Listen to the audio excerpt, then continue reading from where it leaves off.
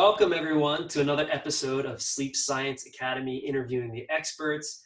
Super excited to have my friend Hannah Levin, who is an Ayurvedic health counselor, yoga teacher, and yoga health coach, and also the founder of the Vitality Circle, which is a year-long program to help women who are ready to thrive, on today's session.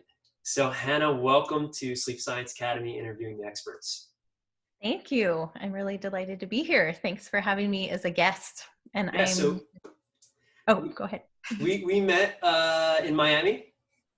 Let's see, was it last year? It was last workshop? November. Mm-hmm. Last November.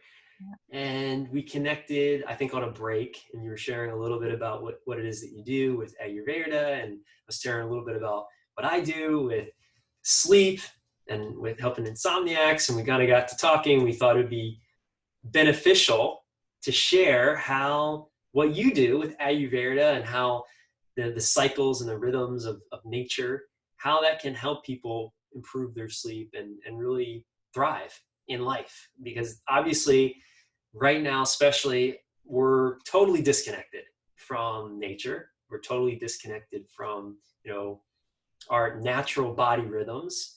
And we could definitely use some insight and some help from you with how can we start to, through using Ayurveda, this ancient wisdom from India, how can we start to use this to really help us kind of reconnect to these natural rhythms to help us sleep and manage stress and thrive? Yeah, such great topics to cover. Yes. Well, first of all, I just want to thank you for having me on here, and also for the work that you're doing in the world. Because when we originally connected, I was like, oh, this is so cool, because he's doing work that aligns with what I do as well, but from the scientific modern standpoint, right? Mm. So I was fascinated to learn about the work that you're doing supporting sleep people in their ability and knowledge about sleep, because it's so important. If you don't have good sleep, you're not going to have a good life, like plain and simple. And so with Ayurveda, it's really amazing. It is connected to nature. And like you said, Ayurveda originated from India. It's over 5,000 years old. It's the sister science to yoga. So yoga is really the spiritual path, and Ayurveda is that sister science of like what you do the rest of the time: diet, lifestyle, and herbal medicine. And the word Ayurveda actually gives us a lot of information about what it is. So in Sanskrit, Aryu means life, and Veda means knowledge or science. Wow. So that's it. Now, so put that together. So it's the knowledge or science of life, which I like to translate as the owner's manual that none of us ever got, basically. It's like, how do we understand the individual bodies and minds that we've been gifted for this lifetime? So Ayurveda is set up on a 5-element system. So it's based in the 5 elements of space, air, fire, water, and earth. And everything comes back to those 5 elements, whether it's a body constitution, like the build of a body, whether it's food, whether it's the weather, whether it's a emotion.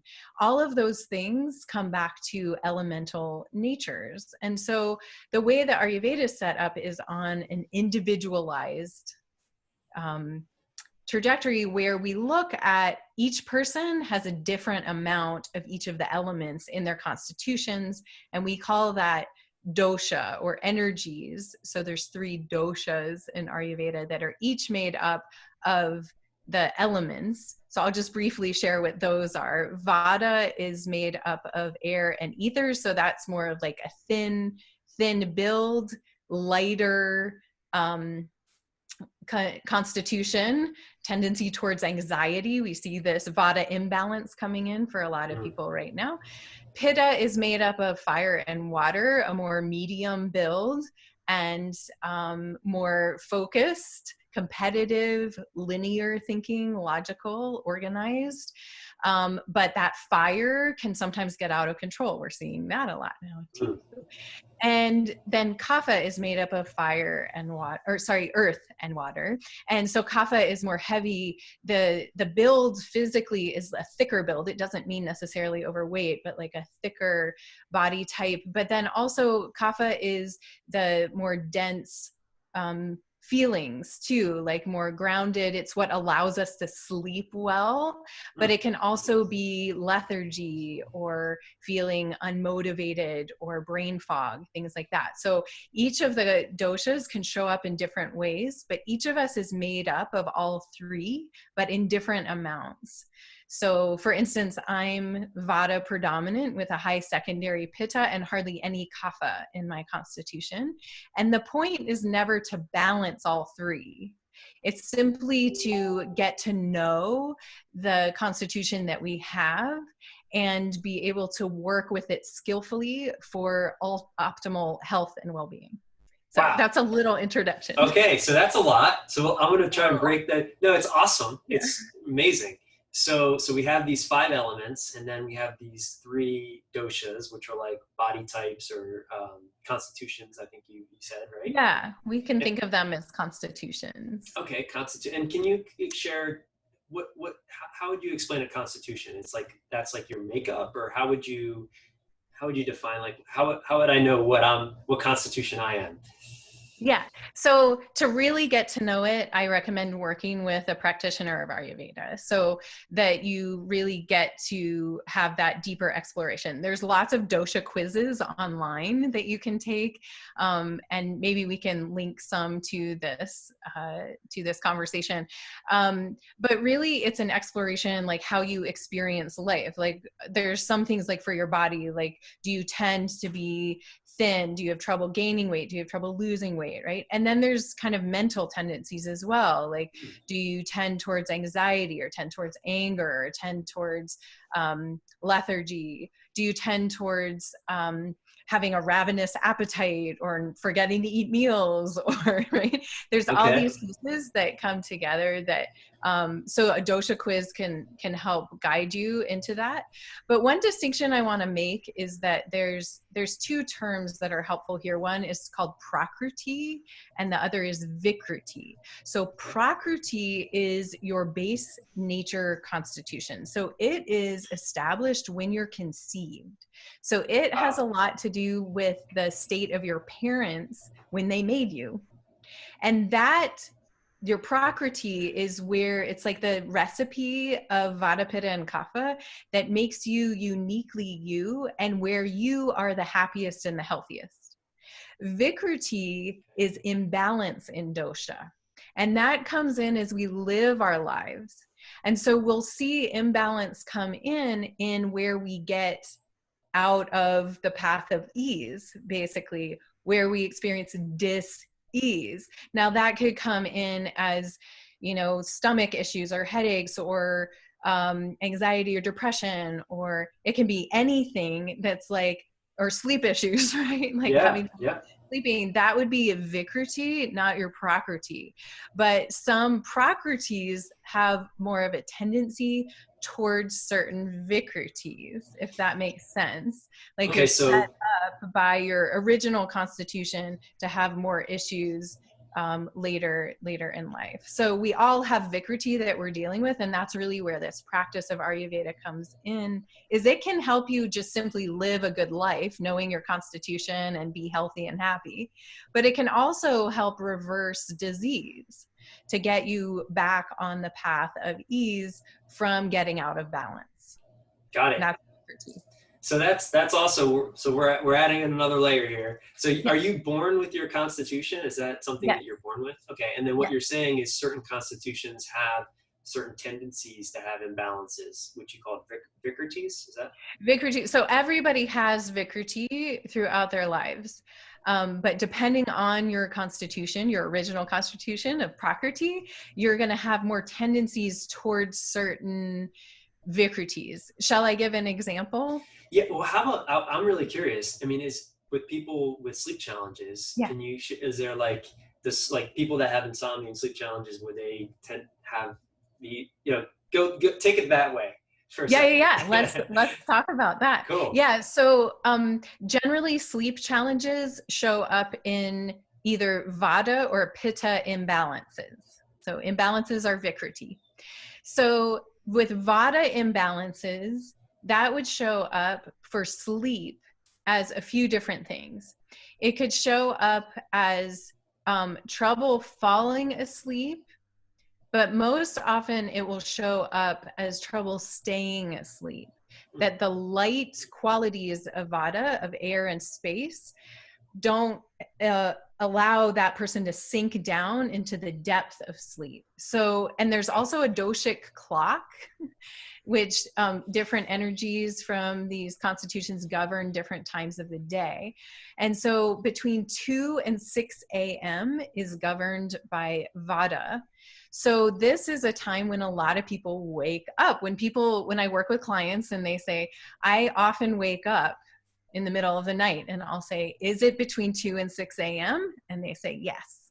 I would say like 98% of the people I talk to, and maybe you see this too, is if they're waking up, it's between 2 and 6 a.m. And that is the Vata time, of that early morning time when the energy is really light. Vata also governs movement. So it might be the time when you need to get up and pee, right? And then your mind starts getting active and you don't feel grounded enough to get back to sleep. You're wound up and the anxiety starts, or the to-do lists, or the just all the what ifs. And then maybe you get up later in the morning, or you go back to sleep and you wake up and you're like, why was I so worried? Like that seemed so hard really early in the morning, and now it's not such a big deal. It doesn't feel as out of control. So that Vata energy is something to be reckoned with. I'll talk about remedying those things in a moment from an Ayurvedic perspective. We can see Pitta show up so that's the fire energy, with going to sleep, in that people have trouble like winding down. This can be Vata and Pitta, but they'll get in bed, but they're just like overstimulated, right? And that their body can't actually relax enough or tune out enough to sink into sleep.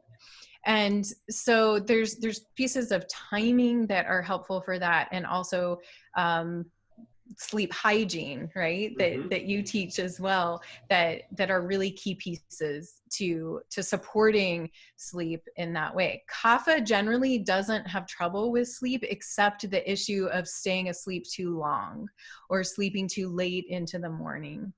And so, yeah, you might see that as well in your work. Yeah, that's interesting. So there's actually a sleep doctor. His name is Dr. Michael Bruce. Are you familiar with him at all? No. So he has this thing. It's very cool. It's, you know, we're talking a little bit like in modern science or whatever, we call it chronobiology, right? So, and he came up with these different types of similar to the doshas, and there's different types, and he calls them different animals, right? And depending so for instance, sharing a little bit about the kapha type would be like a bear. And a bear is like a good sleeper, and like, you know, can sleep and kind of like heavier and bigger. And then he has like the dolphin, which is most cases insomniacs, which sounds maybe like a pitta, or what was the first one you shared about? Vata. The Vata. So like a dolphin would be like a Vata. So he kind of took the ancient wisdom of Ayurveda, it sounds like, and he kind of brought it to modern science. And you know, there's a whole book on it called Power of When. But it sounds like, so it's very interesting. So it sounds like there's these common threads based off of your constitution, and depending on what your constitution is, then there's, as far as sleep goes, there's these potential issues of either getting to sleep, staying asleep, or being an awesome sleeper, right? Is that kind of what you're saying? Yeah, or sleeping too much. That's often the kapha issue, which can also be detrimental, of staying asleep too much. I know that's not probably your clientele. No, it's not. No, they're wishing that they were kaphas. Yes. Yeah. So we can cultivate that kapha energy, so that the general overarching wisdom from Ayurveda is to balance with the wisdom of opposites. Okay. So this is where this elemental nature comes in. So if there's too much air that's like lifting you up and you're like spinning around in the sky, that you can bring in earth to help ground down. So this is where timing comes in, and also sleep hygiene. So for those people that feel too wound up or go to sleep and then wake up wound up, there's some simple little tips like rubbing the soles of your feet with sesame oil before you go to sleep. That helps ground your energy, and sesame oil is very warming and nourishing. Oil in general is a great balance to the dry, light qualities of air. So that's a really simple thing you can do. You might want to wear a pair of light socks so you don't get your sheets all oily, but it's really nourishing to the whole body and the whole nervous system. Other things that can be really helpful are staying away from stimulation for 1 to 2 hours before you go to sleep. I know these are some things that you teach about too, like staying away from blue light, staying away from heated conversation or listening to the news, or, you know, really protecting that time, that sleep bubble before you go to sleep. And when we look at the dosha clock that I was referring to earlier, that time before bed between 6 p.m. and 10 p.m. is kapha time. Kapha time. So kapha energy is predominant during that time. And I really ask all of my clients to notice when they start yawning in the evening. Because a lot of us do maybe around 8:30, and we don't take note of it. We're just like, oh, that's just normal. But when we notice that, we're like, there's that kapha energy. That's like, ah, right? Or even taking breaths. That's something I teach too, where you go, It's kind of letting it all go, letting the day letting go. it go. And guys, she did not say coffee. She didn't say coffee time. She said kapha time. Let's just be clear. Not coffee time. No, okay? coffee time. Kapha time. And so taking a deep inhale and exhale, you know, is letting the day kind of settle. That would be more kapha sort of rituals or. Yeah. So doing that, you know, I also teach yoga. So doing some really gentle yoga, forward folds, laying on the floor with your legs up the wall, inversions are really relaxing to the nervous system. Those pieces are really helpful. And then also when we look at the doshic clock, that 10 o'clock time is a cutoff where the doshic clock switches from kapha time into pitta time. So that fire lights up. And we know from chronobiology, from understanding our body functions, that that's a time when our inner fire lights up again. During the day, the middle of the day, 10 to 2 a.m. to p.m., our bile production is at its strongest. In the at night, 10 p.m. to 2 a.m. is when our cellular intelligence lights up to take out the trash. So if we're not asleep during that time, our body lights back up. We get a second wind. We want to do projects. We might get hungry again, which is very detrimental to eat less. And then we get all off of schedule, right? This is probably very similar to all that you teach. But knowing that energetic time of the doshas is really helpful. So utilizing kapha time, like the witching hour is 10 p.m., maybe 10:30 this time of year because it's staying light so late, but that we have this little window of like, if we can sink into sleep, we have the support of earth element helping us ground down, be at peace, be held. If you think about being nurtured and held by Mother Earth, that's what we can take advantage of before 10 p.m. After that, all bets are off. You're missing what I call the sleep train. Yeah. It's coming around and you want to get on it. Right. So okay. So and so it sounds like, you know, what's really interesting about this is it really sounds like the whole science of chronobiology has come literally from this ancient 5,000-year-old wisdom that these yogis knew 5,000 years ago about, you know, the body clocks. And so this is really interesting, kind of diving into this. And I think it's really cool, like having studied Ayurveda and yoga to see all of this now being proven by modern science. Yes. It's so cool. It's so cool, you know? It is cool. It's kind of like, well, now it's not, guys, it's definitely not woo woo, right? Because, Right. but it's crazy. It's amazing, actually. Like, I don't, if something works, it works. Like, it's great to have scientific evidence and double placebo studies on things. And that's all great. But if something works, it works. Yeah. So, this is obviously, it's been a system for 5,000 years. There's a reason why, right? Yeah. I like So to tell people things that don't work, don't stick around. So if this has I been like that. around for over 5,000 years, there's got to be something to it. And that it's still applicable to our lives. Human life looked very different 5,000 years ago, but that these basic principles can still hold true and can still help guide us to optimal health and wellness is incredible to me. So let me ask you something, Hannah. Yeah. So this time period, if you took like a 30,000 foot view of like what we're experiencing now in this like 21st century craziness, could you like say, okay, this is overarching, this is more like pitta energy, like we're in this like pitta energy state over the last 10 years? That's the dog barking, sorry. Yeah. My dog's snoring in here. I don't know if you can hear it. He might start No, I barking. can't. So what would you say that like this? That's a great question. So I would say in general that we live in a very Vata elevated time. Okay. And this was true before COVID. This was true before, race issues surfaced, that we live in a Vata elevated time because we're multitasking, overstimulated, and undernourished. Okay.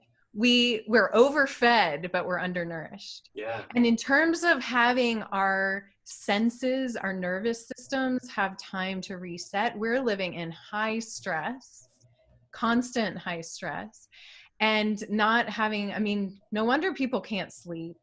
We don't know how anymore. We have texts and emails and people talking to us, and even in social isolation, right? There's a lot that's coming at us, bombarding us. So Vata has been elevated for a long time. How that shows up is as overwhelm and anxiety, sleep issues, indecision, and worry, fear. So we were already there. And now bring in what's happening with COVID-19, with what's happening with Black Lives Matter, race issues, right? Yeah. That we're all being called to the table to this larger conversation of like, how are we evolving right now? And I see more pitta showing up, more anger, more frustration, more desire for logic, for structure as things are crumbling, right? That we're experiencing a lot of frustration. What are the rules for life right now? Who can help us determine what's the right way to function right now? So that pitta energy is rising. In some ways it's helpful because that's bringing some sort of structure or systems to the chaos. At the same time, it can be detrimental because it's that fiery energy, right? We're seeing fire erupting in our cities. We're seeing fiery language, fiery action come out. In general, that is a time of fire is the element of transformation, right? So if we look at it from that elemental perspective, it's like, good, we're in the fire of transformation. And yet we want the fire of transformation to be guided in a way that's not entirely destructive, right? Yeah. Yeah. Absolutely. So makes sense to me. Yeah. Yeah. It makes a lot of sense. But then we also see people diving into more kapha behaviors, which is just like checking out, right?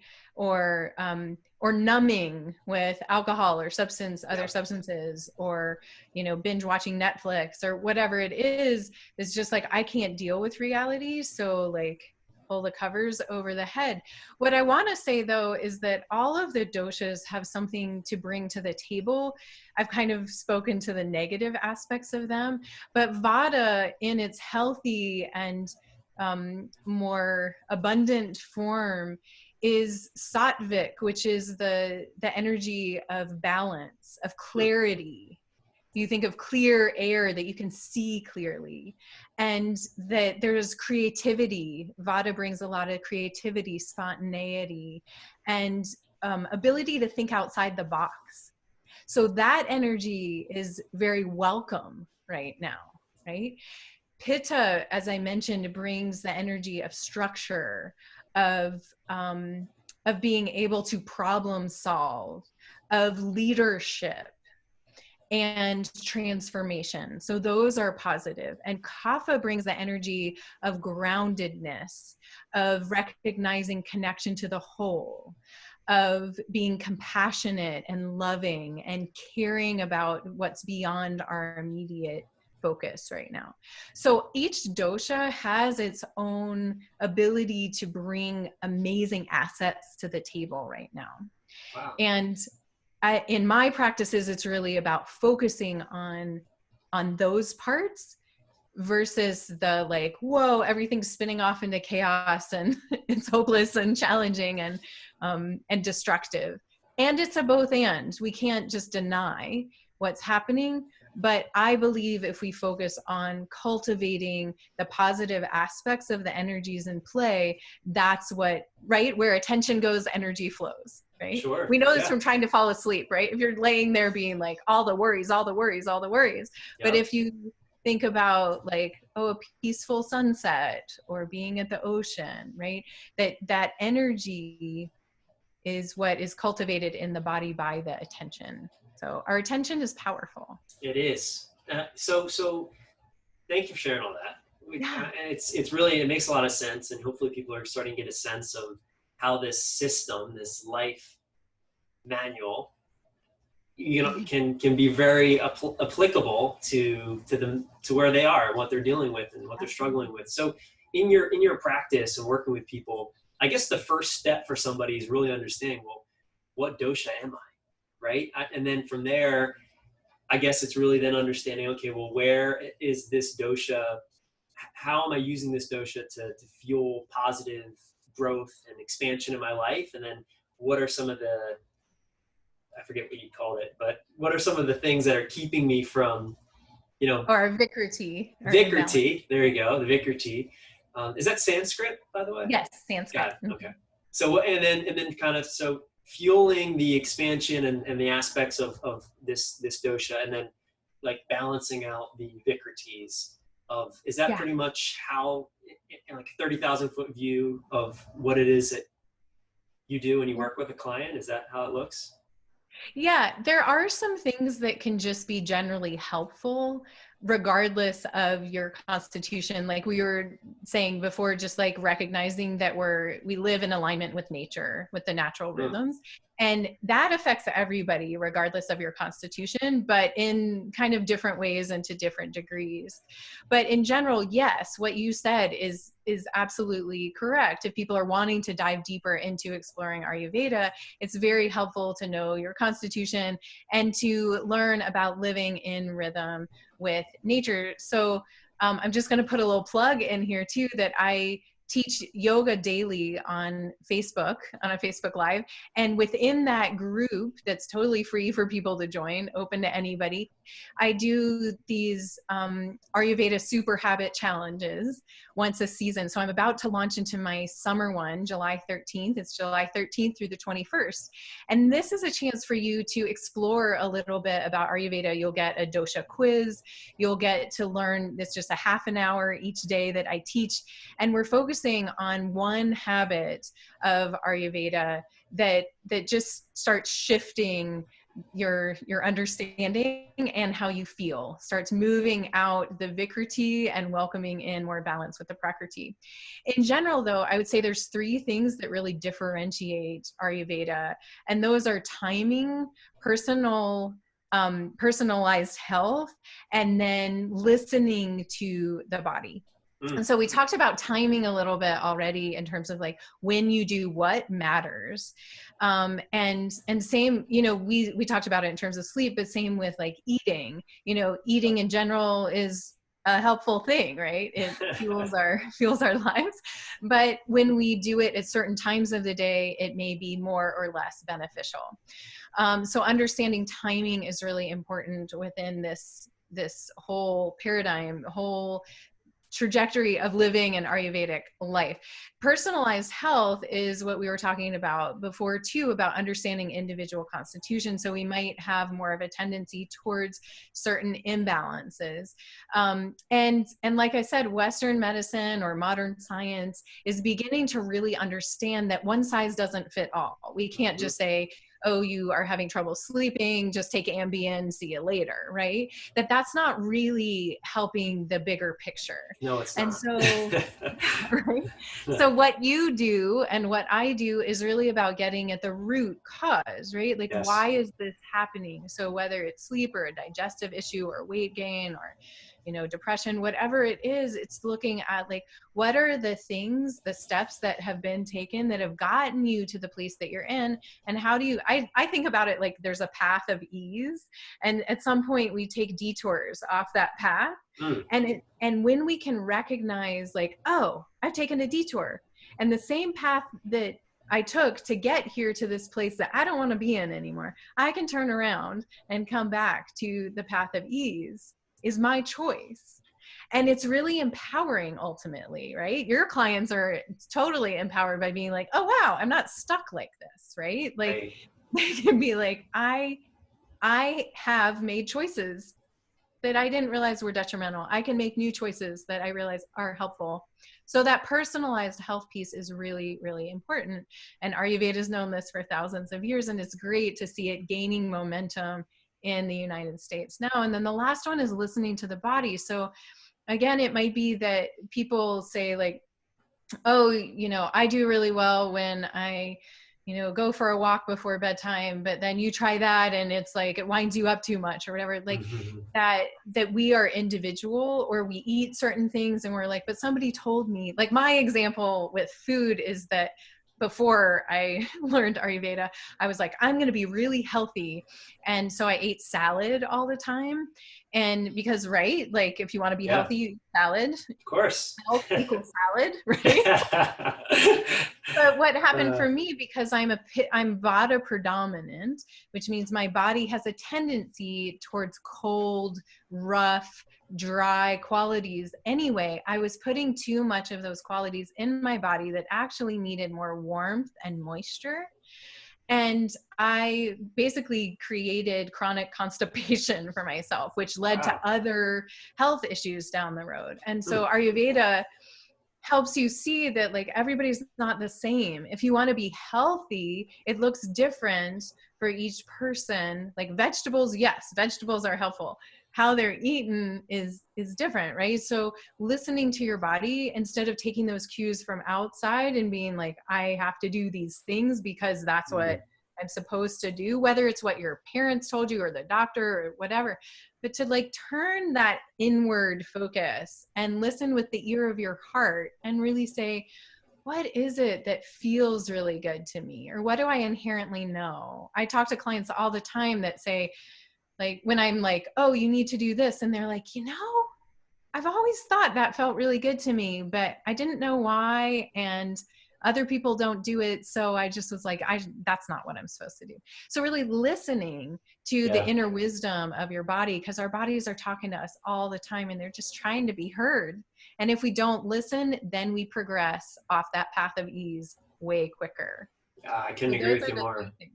Yeah, that's amazing. Yeah, it's so true. I think that self-awareness, that understanding, listening, connecting to your inner intuition is so powerful and important. And it's like people are so disconnected right now from that because of the bombardment of technology, and you know, just this whole system is built to drive more consumerism, you know, always thinking that we need something outside of ourselves to make us happy.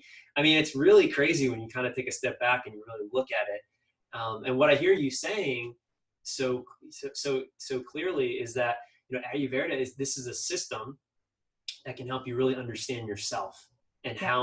how you can live in alignment with what's going to help you live the best life, as far as from a mental standpoint, a spiritual standpoint, a health standpoint, and really enjoy the experience of being alive in your life. That's what I hear. I'm not gonna lie. There's a lot to this. Obviously, and we have a short amount of time, and you've covered a lot.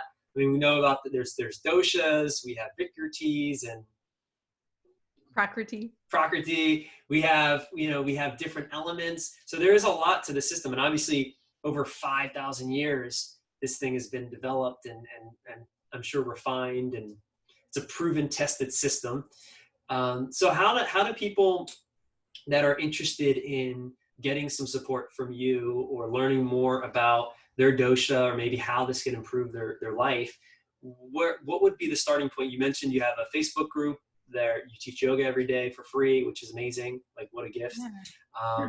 What are where can people find you to get some more information to dive into the elements and the doshas and the vikritis and all that? Yeah. All of it. Yeah, thanks.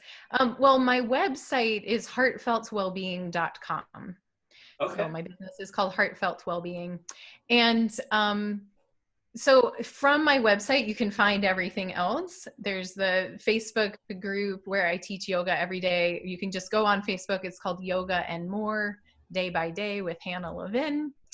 And that group is very active. So I teach yoga in there every day. You don't have to do yoga with me every day, but all the yoga classes are kept in units. So there's now 85 yoga classes there. I started this when COVID hit in March.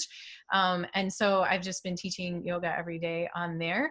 Lots of different kinds of yoga practices. You can tune in and see what feels good to you. If yoga's not your jam, you still might want to show up to that group for these Ayurveda workshops that I offer. These super habit challenges that are really fun, and you can learn a lot for free in this group going through these challenges. So as I mentioned, you can find a link to that in my website, but you can also go to the Facebook group Yoga and More and register there. There's links throughout the page there. For the next challenge is July 13th through the 21st. So you can mark that on your calendar. The classes are taught 4 to 4:30 p.m. Eastern Standard Time each day. If you can't make them, they're in Facebook Live, so you can just watch them at your convenience. And there's prizes and fun, and we share and all sorts of things. And this is the summer edition of this challenge.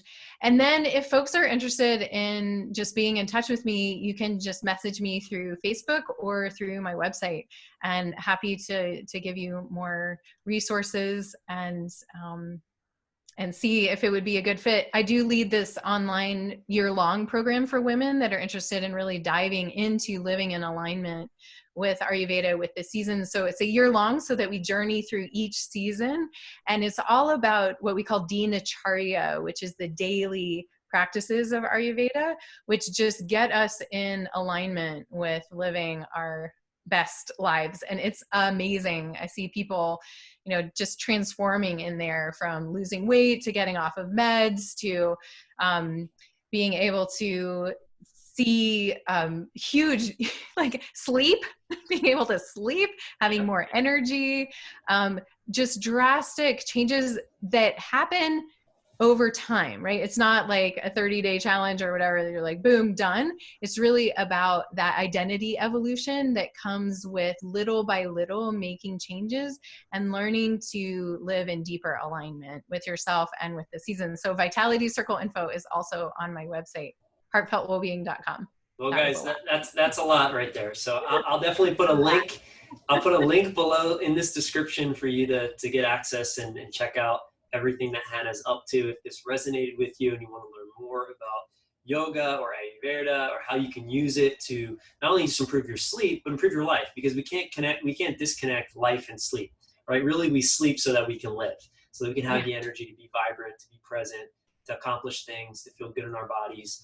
And obviously Hannah has a lot to share. And it also sounds like this is, a lot of information too. There's a lot of intricacies here. So you want to work with an expert that knows, how to speak the language and kind of guide you through the process.